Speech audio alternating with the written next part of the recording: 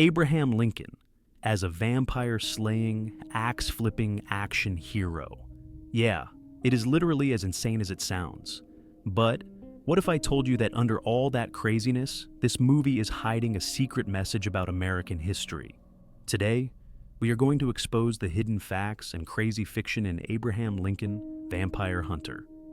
We all know the story of the 16th president, the log cabin, the Gettysburg Address, the guy who saved the Union. But this movie imagines a secret history, a world where the Civil War wasn't just for the soul of the country, but a final insane war between humans and vampires. It's a completely over-the-top idea that throws history out the window for some incredible vampire-killing action. But if you think this is just some dumb action movie, you are missing everything. This movie, with all its insane inaccuracies, uses fantasy to talk about real-life horrors. It takes Lincoln, a guy who is already a total American legend, and turns him into a literal crusader against a monstrous evil. So, let's go through this movie's plot and find out where the real history ends and the crazy, bloody fantasy begins. The movie starts with a young Abe Lincoln, and his life gets destroyed by one single event. He stands up for his friend, a young black kid named Will Johnson, against a cruel dude named Jack Bartz. And for doing that, Bartz reveals he's a vampire and later bites Abe's mom, Nancy Hanks Lincoln, killing her. This one event changes Lincoln's life forever, and he wants revenge. So, how much of that actually happened? The real story is simpler and, honestly, just as terrifying. His mom, Nancy Hanks Lincoln, did die in 1818 when Abe was only 9, and it was a crushing event that haunted him for his entire life. But a vampire didn't kill her. She died from milk sickness. It was a horrible disease that ripped through small towns, and you got it from drinking milk from a cow that ate a poisonous plant. It was a terrifying way to die, but it came from nature, not a monster. And right here, you see the movie's entire plan. It finds a tiny piece of truth and builds a wild fantasy around it. The movie knows his mother's death was a huge deal for him. Losing her made him super sad for the rest of his life. The movie just swaps the real-life poison for a fictional vampire bite. Symbolically, this is a huge change. It turns a random disaster into a targeted act of evil. Lincoln's mission is no longer just him dealing with sadness. It's a crusade against a monster he can actually punch. It makes the evil personal before he has to fight that same evil for the entire country.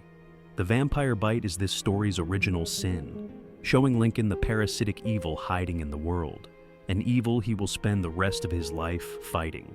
Years later, Lincoln tries to get revenge on Jack Bartz, but he gets completely destroyed. He's saved at the last second by a mysterious man named Henry Sturgis, who tells him that vampires are real and they are hiding all over America. Sturgis starts training Lincoln to be an insane hunter.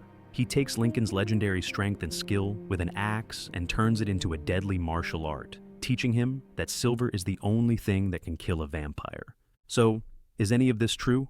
Well, the real Abraham Lincoln was actually famous for being super strong. The guy was 6 feet 4 inches, he was incredibly powerful, and he got that reputation from doing manual labor as a kid. He was so good with an axe that his political nickname was the Rail Splitter, which made him look like a tough, honest man of the people. The movie just takes that fact, Lincoln's strength and his axe, and turns it up to superhero levels. The axe, a tool for building things in real life, becomes a silver-plated weapon of revenge. Henry Sturgis, of course, is completely fake. There was no secret mentor training Lincoln, but Henry is super important symbolically. We find out later that he's a vampire too, one of the good ones who hunts his own kind. This adds a crazy moral twist. Henry isn't a perfect hero. He understands the darkness because he is the darkness. He teaches Lincoln that this fight is bigger than one man's revenge. He gives Lincoln a new mission, not just to kill the vampire who murdered his mother, but to protect all innocent people from them. Henry's biggest rule for Lincoln is a moral one. You cannot harm the living. This forces the angry young Lincoln to focus his rage, to be precise. This is a clear parallel to the real Lincoln's life.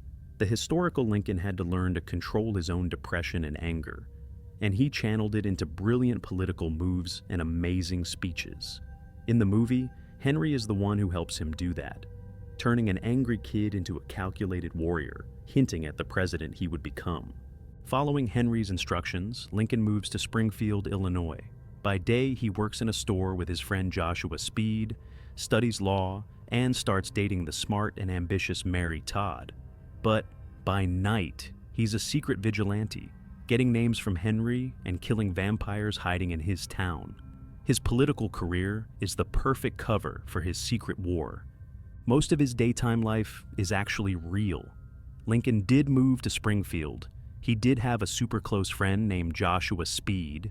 He was a shopkeeper before he became a lawyer, and he did marry Mary Todd after a pretty dramatic courtship. The movie just speeds it all up and adds, the secret vampire slaying. This part of the movie is where the biggest and most controversial idea comes out. Lincoln discovers the vampires he's hunting aren't just random monsters. They're part of a giant conspiracy led by a master vampire named Adam. And where did Adam build his vampire empire? In the American South, using slavery as his personal buffet. In this movie's world, slavery wasn't created by human greed or racism. It was created and run by vampires who see enslaved people as a helpless food source. The plantation system is literally a vampire's pantry. This is the movie's biggest symbolic swing. Vampires are a direct metaphor for the slave-owning South. On one hand, that's an insane image. It shows slavery as a truly parasitic system, one that drains the life from people to feed a monstrous upper class. The idea of slave owners as literal bloodsuckers is powerful. But this is also where the movie gets really problematic. By making supernatural monsters the bad guys, the film does something that's both smart and really troubling. It shifts the blame for slavery from human systems and human choices onto a non-human enemy. The complicated, ugly truth that slavery was created and defended by millions of regular American citizens for money and power is just erased. It's replaced with a simple story of good versus evil, humans versus monsters. And whether it means to or not, that lets the real people who did these things completely off the hook. If you think this mix of history and horror is as insane as I do, smash that subscribe button right now. We break down crazy stories like this all the time, and you don't want to miss it. Now, let's see how Lincoln's two wars finally collided.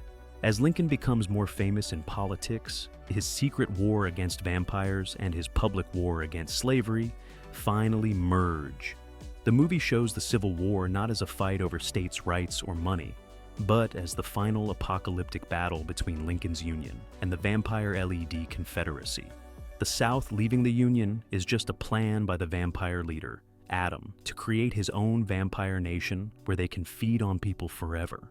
The war itself is pure action fantasy. We see vampires as unstoppable super soldiers for the Confederate Army, just destroying Union lines. The Battle of Gettysburg is reimagined as this desperate fight where Union soldiers with useless lead bullets are getting slaughtered by the undead. The historical mistakes here are, obviously, huge. The movie boils down all the reasons for the Civil War to one single supernatural threat.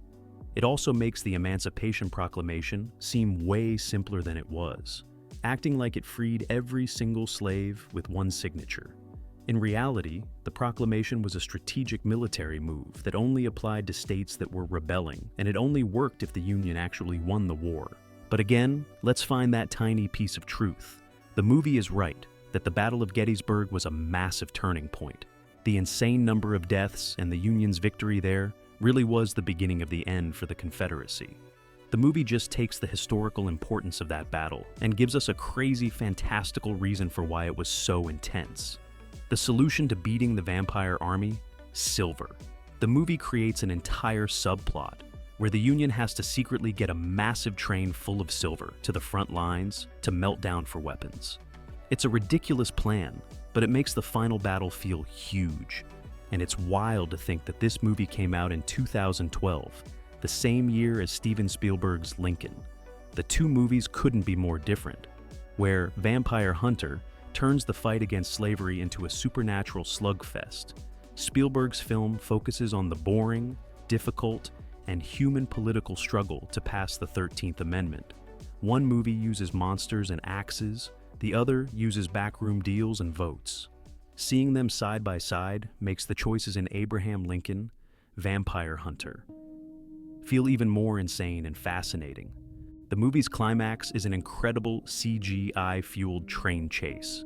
Lincoln, Will Johnson, and Joshua Speed have to defend a train loaded with silver from an all-out attack by Adam and his vampire army on its way to Gettysburg. It's awesome, it's ridiculous, and it all leads to a final showdown between Lincoln and the main vampire villain. This entire sequence is, of course, completely fake, but the movie does something cool by including Harriet Tubman as a key player in the Underground Railroad, which in this world is also an anti-vampire intelligence network. Her fighting vampires is fiction, but it's a way to honor her real-life role as a ridiculously brave leader in the fight for freedom. The movie ends where it has to, with Lincoln's assassination, but it adds one last supernatural twist. As Lincoln is dying, his old mentor, Henry Sturgis, shows up and offers him a choice. Let Henry turn him into a vampire, and he can be immortal and continue to fight evil forever.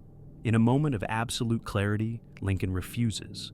That refusal is the most important part of his entire journey. He spent his life fighting a parasitic evil, and he refuses to become the monster he fought, not even to save his own life. It proves he was a mortal man who defeated an immortal evil, a martyr who died for his nation.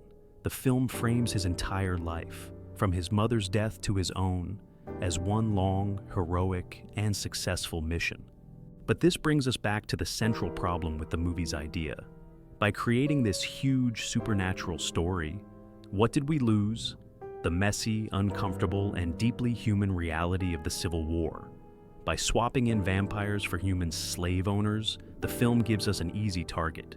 It lets the audience hate a clear-cut, inhuman evil without having to think about the much more disturbing truth, that these horrible things were done by people. The war becomes a monster movie, and the difficult questions about racism, money, and what it means to be a nation get ignored for a clean, heroic fantasy. So, after all that, what do we have? Is Abraham Lincoln Vampire Hunter just a ridiculous, forgettable action movie? Or is it something more? The film is, without a doubt, historically wrong. It plays with history in a way that would make any teacher scream, but it does it for a reason. It takes the real parts of Lincoln's life, his mom's death, his physical strength, his moral fight against slavery, and the insane stakes of the Civil War, and weaves them into a dark, gothic fantasy. The movie's central idea of vampires as slavers is both its greatest strength and its biggest weakness. It's a powerful, shocking way to show the parasitic evil of slavery, but at the same time, it lets the human criminals off the hook. It simplifies a complex disaster into a simple battle of good versus evil. In the end, Abraham Lincoln, Vampire Hunter, is like a funhouse mirror of American history. It completely distorts the surface, but in its own strange, exaggerated way, it reflects a deeper truth. It turns the architects of slavery into literal monsters, and in doing that, it forces us to see the truly monstrous nature of the institution itself. It's not the history you'll find in a textbook, but it's a fascinating and flawed attempt to deal with the darkest chapter in the American story, using the only language it knows, the language of myths, monsters, and heroes.